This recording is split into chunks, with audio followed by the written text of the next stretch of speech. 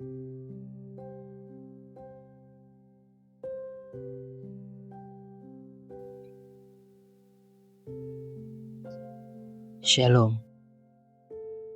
nggak terasa sudah tahun 2024. Ada banyak suka dan duka, tawa dan tangis. Yang pasti, kita masih ada sampai saat ini. Kita bisa lewati semuanya dengan baik karena Tuhan selalu menolong kita. Saya mau cerita pengalaman saya beberapa tahun terakhir. Sebenarnya sudah lama sih mau cerita, mau sharing tentang hal ini. Tapi ada banyak hal yang menjadi pertimbangan, jadi baru berani untuk sharing hal ini sekarang.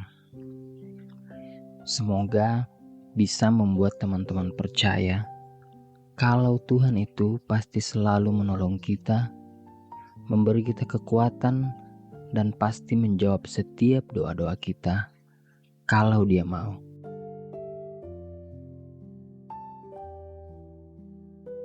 Saya harus cerita kisah ini dari awal. Tahun 2020, di mana pada saat itu saya dan Christine sudah mempersiapkan segala sesuatu untuk pernikahan kami yang rencananya dilaksanakan pada bulan April tahun 2020.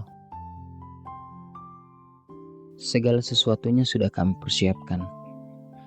Gedung, catering, souvenir, undangan, dan semua sudah siap.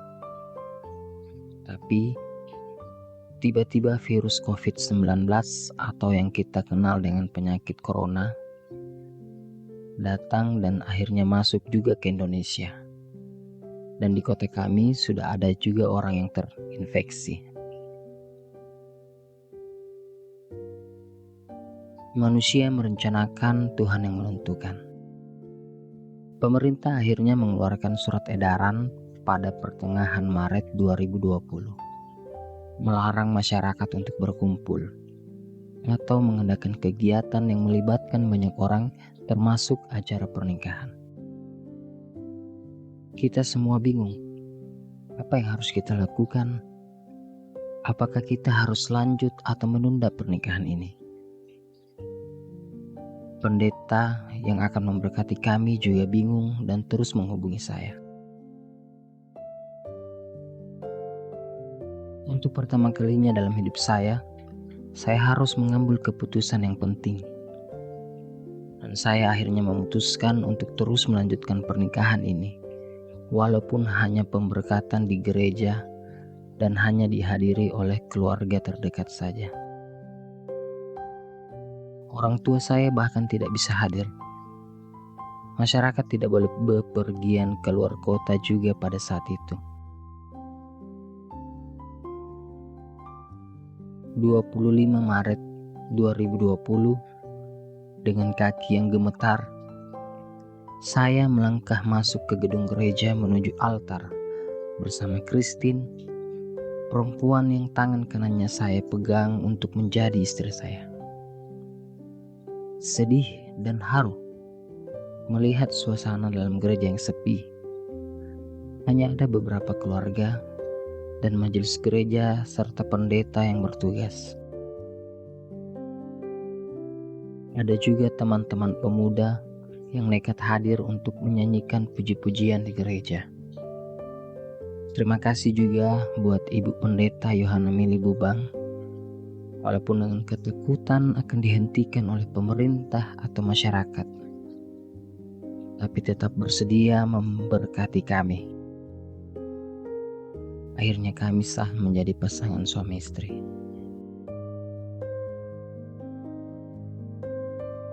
Banyak yang mempertanyakan keputusan saya. Kenapa tidak ditunda saja sampai lockdown selesai? Bahkan ada saja orang-orang yang berpikir negatif. Oh, mungkin sudah isi. Tapi saya cuek dan senyum-senyum saja menanggapi itu. Ada banyak pertimbangan. Salah satunya adalah kita tidak tahu sampai kapan wabah virus ini berakhir. Sampai kapan pernikahan ini akan ditunda. Toh juga orang tua saya mungkin akan tetap tidak bisa hadir karena jarak dan kesehatan bapak waktu itu sudah mulai menurun. Desember 2020, saya kembali harus mengalami sebuah cobaan. Tuhan memanggil bapak untuk selama-lamanya. Salah satu hal yang paling saya sesali dalam hidup saya, karena saya tidak segera pulang ke Makassar, padahal bapak setiap menelepon meminta kami anak-anaknya yang merantau untuk segera pulang. Hanya saya yang belum pulang. Masih ada pekerjaan dan pelayanan yang harus saya lakukan. Saya tidak sempat merawat bapak. Tidak ada di sampingnya untuk memegang tangannya, berdoa, meminta kekuatan pada Tuhan saat dia menghembuskan nafasnya yang terakhir. Saudara-saudara saya sering bermimpi bertemu dengan Bapak, tapi saya belum pernah. Pikiran manusiawi saya selalu mengatakan, apakah Bapak sekecewa itu dengan saya karena tidak pulang lebih cepat? Saya rindu sekali bertemu Bapak. Mau cerita dan minta maaf walaupun cuma dalam mimpi. Bisa saya percaya, segala sesuatu yang terjadi di dunia ini dimaksudkan Tuhan untuk mendatangkan kebaikan bagi kita semua. 1 tahun lebih pernikahan kami, belum juga dikaruniai keturunan. Tapi mungkin ini cara Tuhan menjawab tuduhan orang-orang pada kami yang tidak mau menunda pernikahan kami waktu itu. Jadi, teman-teman, kalau ada yang merasa difitnah, tidak perlu marah, apalagi membalas. Ingat Keluaran 14 ayat 14, Tuhan yang akan membela kita. Kita hanya perlu diam, dan Tuhan yang akan berperang untuk kita. Tapi sedih juga sih, 1 tahun lebih menikah dan belum punya anak. Setiap malam kami berdoa meminta kepada Tuhan. Kami membaca Alkitab, tiap bulan kami kontrol dan konsultasi ke dokter. Tapi kok Tuhan tidak menjawab doa kami? Apakah ada dosa yang kami lakukan yang begitu besar sampai menghalangi berkat Tuhan? Apakah ada orang yang kami sakiti sebegitu dalamnya sehingga kami dihukum seperti ini? Entah ini kebetulan atau bukan, tapi sepertinya ini cara Tuhan memberi petunjuk kepada saya. Pendeta Daniel Masarang, pendeta yang baru masuk ke jemaat kami, menggantikan pendeta Yohana Mili. Pada saat perkenalan di hadapan jemaat, menjelaskan arti nama anaknya yang perempuan yaitu Eolin. Beliau mengatakan bahwa dia meminta itu secara khusus, spesifik kepada Tuhan untuk memberikannya anak perempuan. Pada saat bersamaan, pembacaan Alkitab saya dan Christine, istri saya, juga sudah sampai di kitab Mazmur.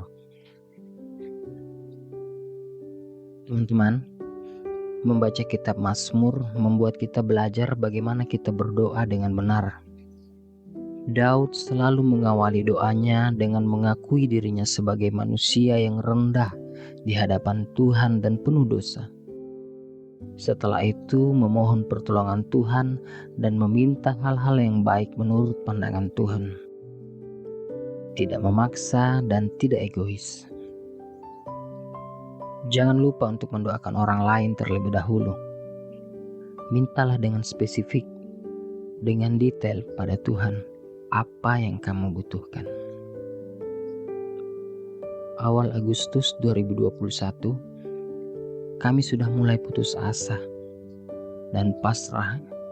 Kalau memang Tuhan mau kasih kami keturunan, ya syukur. Kalau tidak juga tidak masalah. Tujuan pernikahan bukan hanya soal keturunan. Kami putuskan untuk mengikuti program vaksin COVID-19. Vaksin ini katanya tidak dianjurkan buat pasangan yang sementara program keturunan dan wanita yang sedang hamil. Kami juga memutuskan untuk tidak kontrol dan konsul lagi ke dokter. Tapi di tengah keputusasaan kami, Tuhan akhirnya menjawab doa kami. Menunjukkan bahwa Dia sanggup melakukan segala perkara.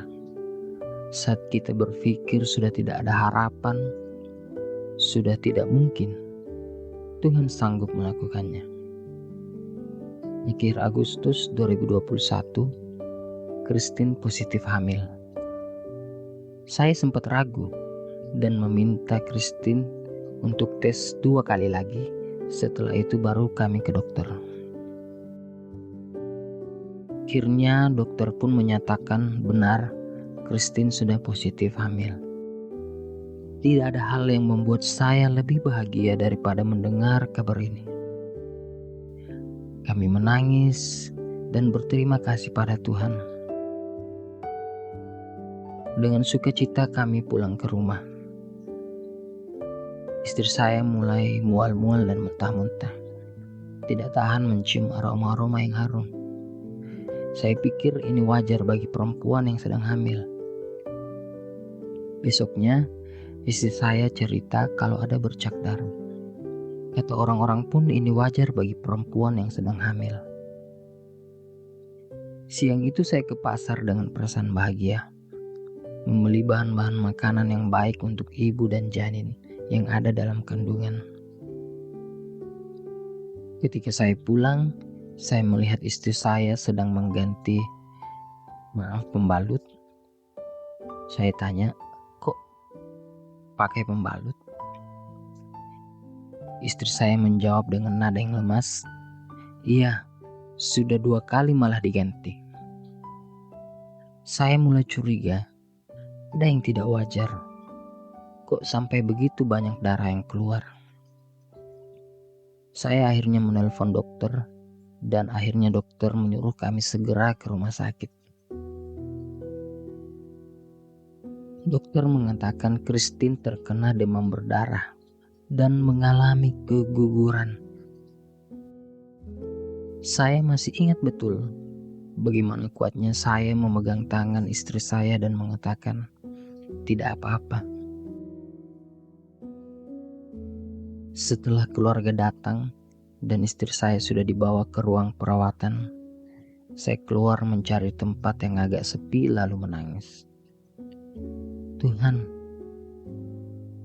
kenapa Tuhan? Cuma sehari saja Engkau kasih kami kebahagiaan ini. Kenapa?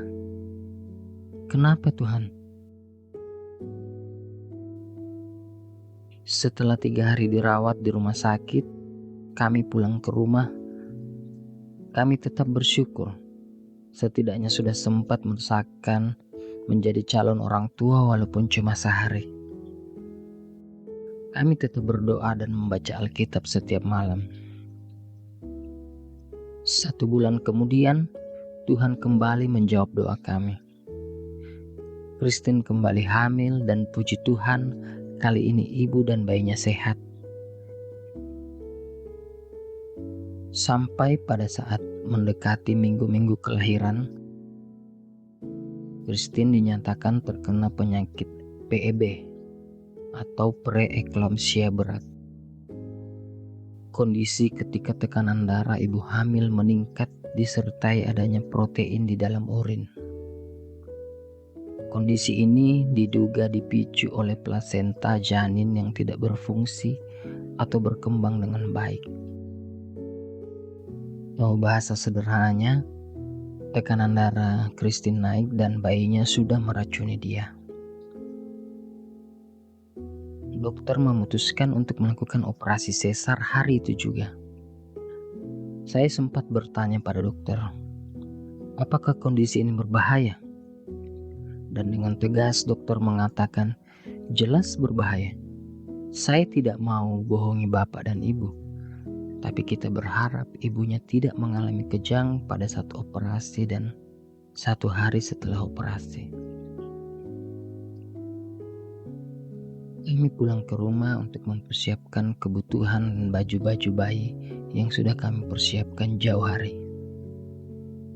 Hari itu cerah, tapi tiba-tiba hujan. Kondisi cuaca ini sebenarnya wajar di kota kami. Tapi dengan berita ini saya menjadi panik.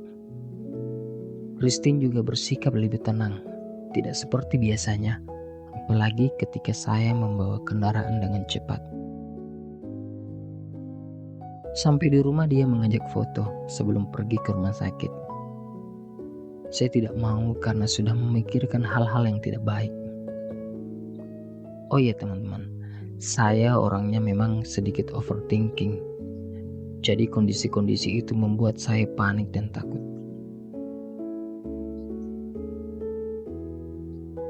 Kami tiba di rumah sakit. Istri saya diperiksa dan diminta untuk berpuasa 2-4 jam sebelum operasi. Tekanan darahnya terus naik bahkan sampai di angka 180 hingga 200-an.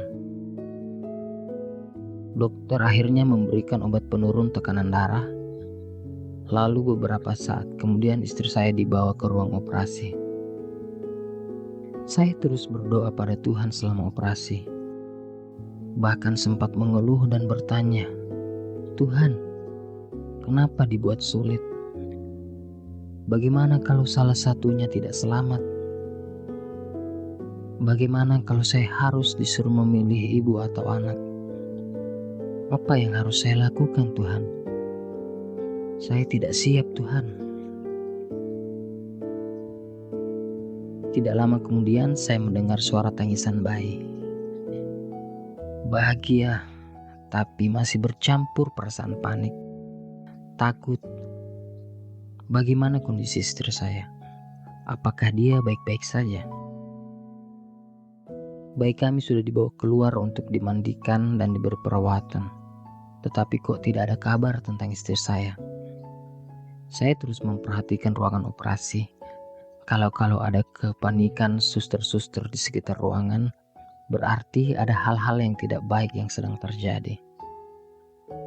Puji Tuhan, kurang lebih 1 jam kemudian istri saya dibawa keluar dengan kondisi yang baik. Kami menangis dan berdoa, bersyukur kepada Tuhan. Terima kasih Tuhan, sudah berkenan, sudah mau menjawab doa-doa kami.